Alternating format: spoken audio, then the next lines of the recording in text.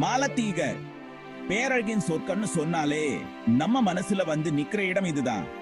கண்ணாடி மாதிரி தெளிவான நீலக்கடல், அதுல மின்னுக சூரிய வெளிச்சம், அழகான வெள்ளை மலை பரவிக்கிட்டே போகுது. பன மரங்கள் காத்துல ஆடும் அழகு. மாலத்தீவுகள் இந்திய பெருங்கோட மைத்துல சொர்க்கம். இந்த தீவு நாடே ஒரு விலை மதிக்க முடியாத ரத்தினம். 26 பவளத்தீவுகள். ஒவ்வொரு தீவும் ஒன்னிட அழகா இருக்கும். சில தீவுகள்ல எப்பவும் ஒரு ஆட்டமும் அழுவும் இருக்கும். சில தீவுகள் அமைதியான அனுபவத்தை தரும். மாலத்தீவுகள் அழகு மட்டும் இல்ல, அது நம்ம கவலைகளை மறக்க வைக்கிற இடம். வாழ்நாள் முழுக்க நம்ம கூடவே வர மாதிரி அனுபவங்களை உருவாக்குது. சரி வாங்க, இந்த மாயாஜால இடத்தை நாமளும் சுத்தி பார்க்கலாம்.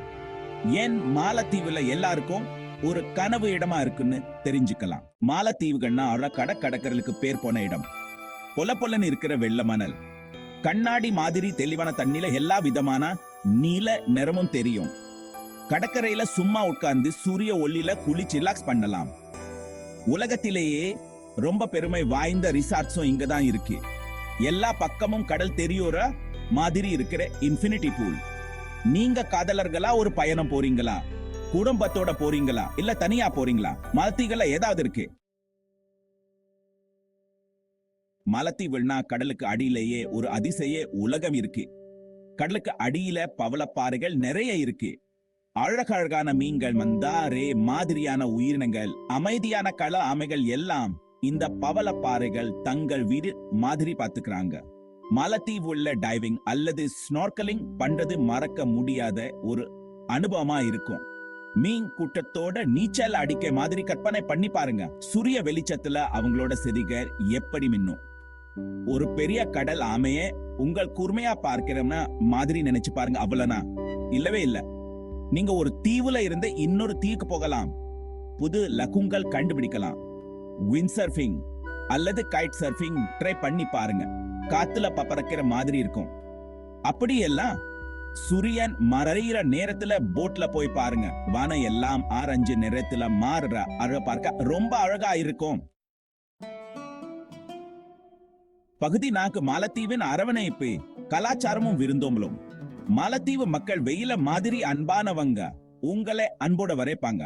அவங்களோட கலாச்சாரம் இந்தியா, இலங்கை, அரேபியா இதோட எல்லாம் கலந்து இருக்கு. இசையும் நடனமும் மாலத்தீவு மக்களோட வாழ்க்கையில பிரிக்க முடியாத ஒரு பகுதி. எல்லா இடத்துலயும் உங்களை சிரிச்ச முகத்தோட வரைப்பாங்க. அவங்க தங்களோட கதைகள், கலாச்சாரம், தங்களோட தீவை பத்தின அன்பு எல்லாத்தையும் உங்களோட பகிர்ந்துக்க எப்பவும் தயாரா இருப்பாங்க. அங்க இருக்கிற உணவுகள் சாப்பிட மறந்துடாதீங்க. மீன் சாப்பாடு ரொம்ப பிறப்பலாம். தூனா, ஆக்டோபஸ், லாப்ஸ்டர் எல்லாம் நிறைய சாப்பாட்டு இருக்கும். இந்திய மற்றும் தென்கிழக்கு ஆசிய சமையல் பாணியில ருசியான உணவுகளை நீங்க அனுபவிக்கலாம். பகுதி 5 என் இதயத்தில் ஒரு துண்டு. மாலத்தீவையே நீங்க அனுபவிக்க வேண்டும். மாலத்தீவுனா நீங்க அங்கிருந்து திரும்பி வந்த பிறகும் உங்க மனசுல இருந்து போகாத ஒரு இடம். நேரம் அங்க நின்று போற மாதிரி இருக்கும். கவலைகள் எல்லாம் மறைஞ்சு போயிடும். நீங்க நிஜமாவே மனசு அமைதியா இருக்க முடியும். எனக்கு மாலத்தீவுகள்னா ஒரு பயண இடம் இல்ல, அது என் இதயத்துல சிறப்பான இடம். அந்த தீவுகளோட அழகு, மக்களோட அன்பு, கடலோட அமைதி எல்லாம் என்ன மனசுல ஆழமா பதிஞ்சு போச்சு. மாலத்தீவு உண்மையிலேயே பூமியில ஒரு சொர்க்கம். கனவுகள் நிஜமாவற இடம் அது. புது அனுபவங்கள் உங்க காத்துட்டு இருக்கு. வாழ்நாள் முழுக்க நினைவில் இருக்கிற மாதிரி அனுபவங்கள் நீங்க அங்க பெறலாம்.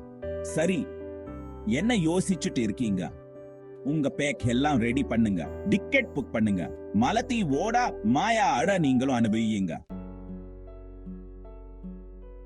பகுதி 6 காதடங்களை மட்டும் விட்டு செல்வோம். சொர்க்கத்தில் பொறுப்பான சுற்றுலா. மாலத்தீவு ஒரு நுட்பமான சுற்றுலா முறை கொண்டது.